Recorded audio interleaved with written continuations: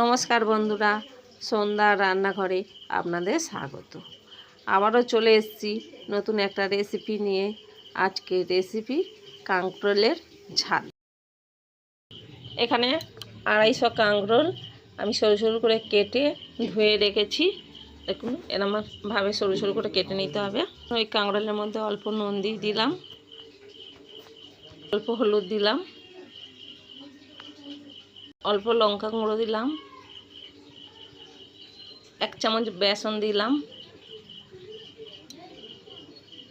আরও 1 চামচ বেসন দিয়ে দিলাম, মোট 2 চামচ দিলাম।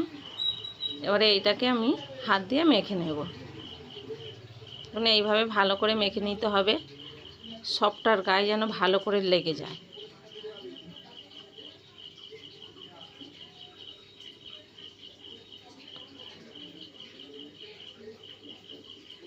দেখুন এখন মাখানো হয়ে গেছে, আমি 10 মিনিট চাপা দিয়ে রাখবো। 10 মিনিট হয়ে গেছে, এখন এটা আমি খুলে নিচ্ছি। দেখুন এখানে আমি কড়া বসিয়ে দিয়েছি, কড়ার মধ্যে তেল দিয়ে দিয়েছি। আর এইটা আমি এখন ভেজে নেব।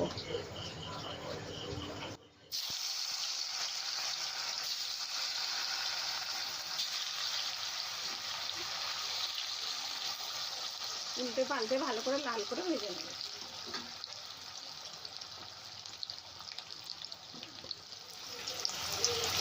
এখানে উল্টে পাল্টে ভালো করে লাল লাল করে ভাজা হয়ে গেছে, এবার আমি তুলে নেব।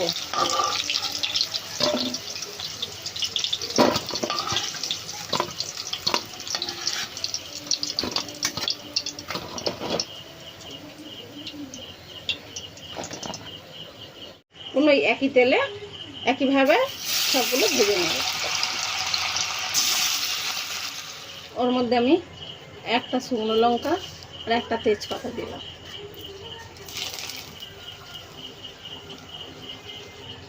অল্প একটু জিরে ফোড়ন দিলাম।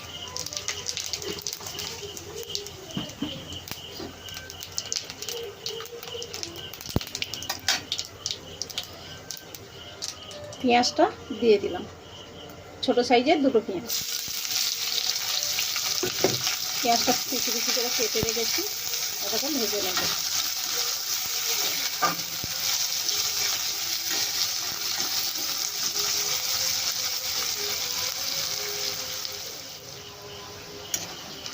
দেখুন পেঁয়াজটা হালকা লাল হয়ে গেছে, ওর মধ্যে অল্প আদা রসুন বাটা দিলাম।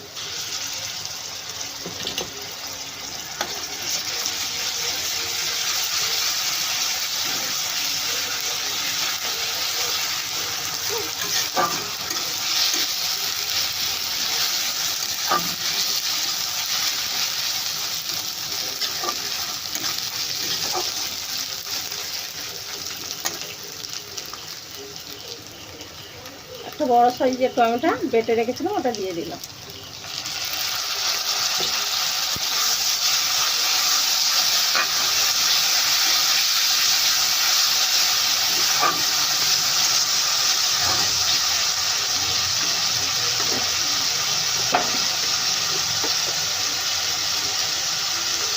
অল্প নুন দিলাম, অল্প হলুদ দিলাম, অল্প লঙ্কা দিলাম, একটু কাশ্মীরি লাল লঙ্কা দিলাম, একটু জিরে ধনে গুঁড়ো দিলাম। এই সবগুলো ভালো করে মিশিয়ে ভেজে নেব।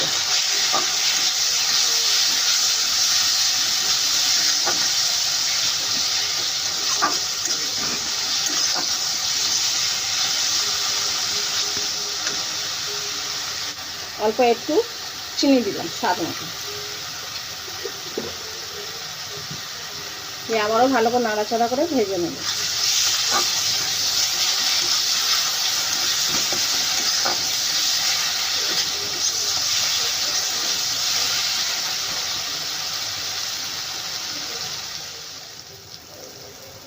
দেখছেন মশলার মধ্যে তেল ছেড়ে দিয়েছে, মশলা ভাজা ভাজা হয়ে গেছে।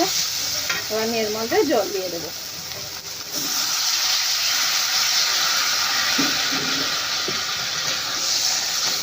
বেশি জল দিলাম না, অল্প দিলাম, যেহেতু এর মধ্যে আলু দিইনি, এটা ভাজা আছে, বেশিক্ষণ লাগবে না। গ্রেভিটা একটু ফুটতে দেবো।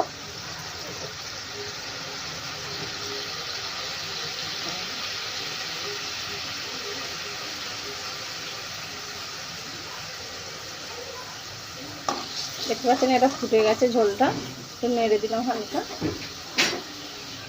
যে কাঁকরোলটা আমি ভেজে রেখেছিলাম ওইটা এর মধ্যে দিয়ে দিলাম, আবার একটু নাড়াচাড়া করে দিলাম।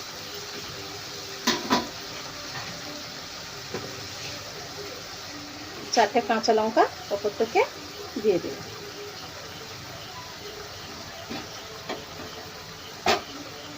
যে থালাটায় আমি ভাজা রেখেছিলাম ওই থালাটা আমি চাপা দিলাম 5 মিনিট।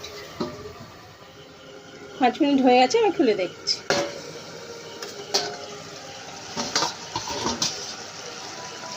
দেখুন কত সুন্দর লাগছে, দেখুন।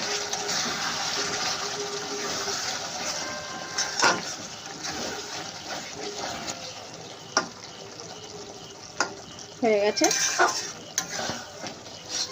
দেখুন কাঁকরোলের ঝাল তৈরি। এবার আমি নামিয়ে নেব। দেখুন বন্ধুরা, আমার কাঁকরোলের ঝাল তৈরি। দেখুন কত সুন্দর দেখতে লাগছে, আর এইটা খেতে খুবই সুন্দর লাগে। আর আপনারা একবার বাড়িতে বানিয়ে খেয়ে দেখবেন। আপনাদের যদি আমার ভিডিও ভালো লেগে থাকে কমেন্টে জানাবেন।